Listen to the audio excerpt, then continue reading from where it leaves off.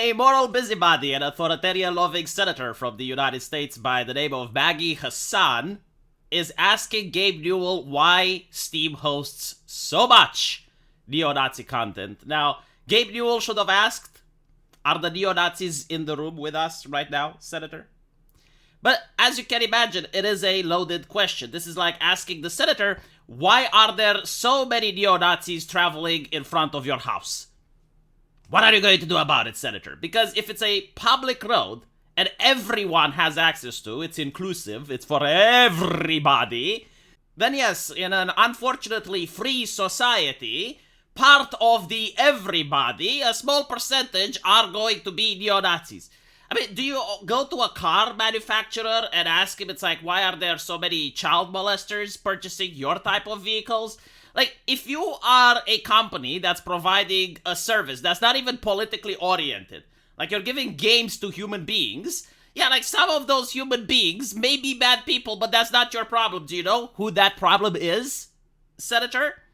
The government, right? Like the government has a police force which is supposed to provide law and order out of the taxpayer money. So, is being a neo-Nazi illegal in the United States? If the answer happens to be no, then what's the problem? If the answer is yes, then arrest them. If the answer is no, but you would like it to be yes, then put it up for a vote.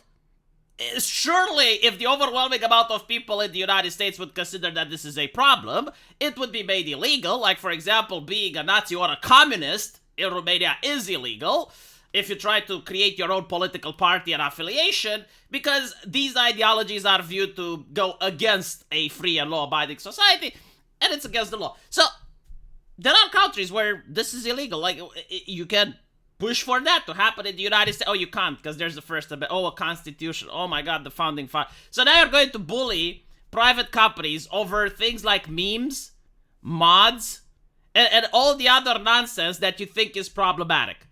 Because for them, neo-Nazi can mean a game like Stellaris, where a person made a mod in order to troll the developers by removing black people from the game. So basically, you would only have white people, and of course this is a mod, like only the people who wanted that could install it. But you also have like diversity mods for other games where it makes the cast diverse, right? Like it really depends on the type of person, like what they want to do, how they want to play their game. This is something that you install on your own machine, no one else has access to. But you're going to make a big thing out of it, and look how pathetic it is, right? Like this senator goes all the way to 2017 to pull an example out of their ass about racist messages and shit. Like, when we are in 2023 almost, and you have to go all the way back in order to pull a message out of your ass from 2017, you clearly do not have a case. Like, if Steam was so bad that there were neo-Nazis everywhere, why can't you put some recent examples from yesterday? But this is not about protecting a platform for neo-Nazis, because the only solution that the American government has for neo-Nazis is censorship. Have they ever proposed a different solution for this problem? Isn't it interesting how it is the only possible acceptable solution, censorship? And how do you censor?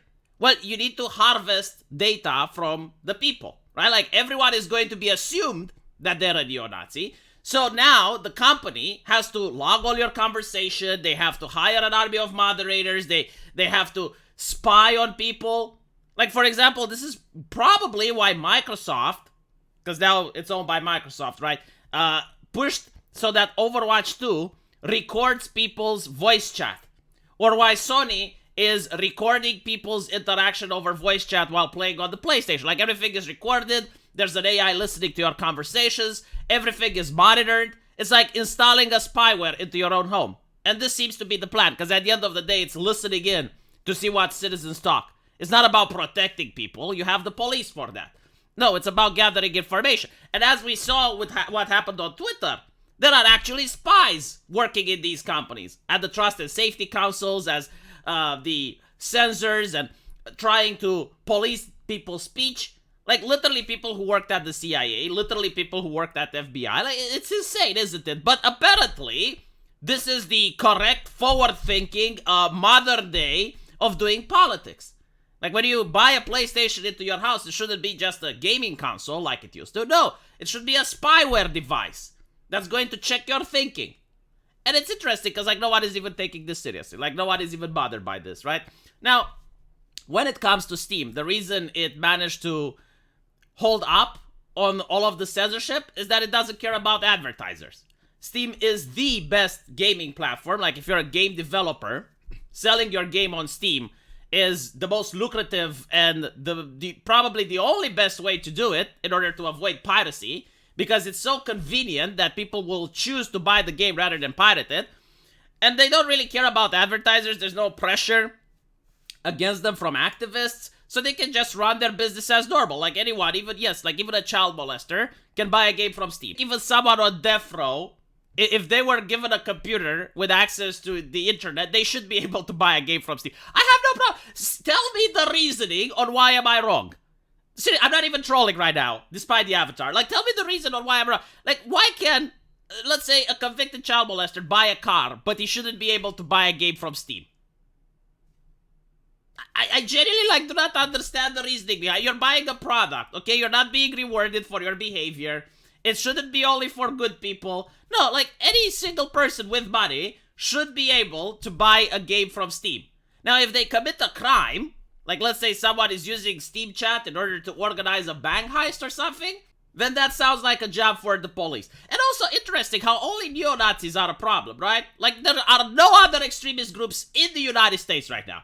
It's just the neo-Nazis. It's just like nothing, no foreign governments trying to subvert the US like they did so during the Cold War.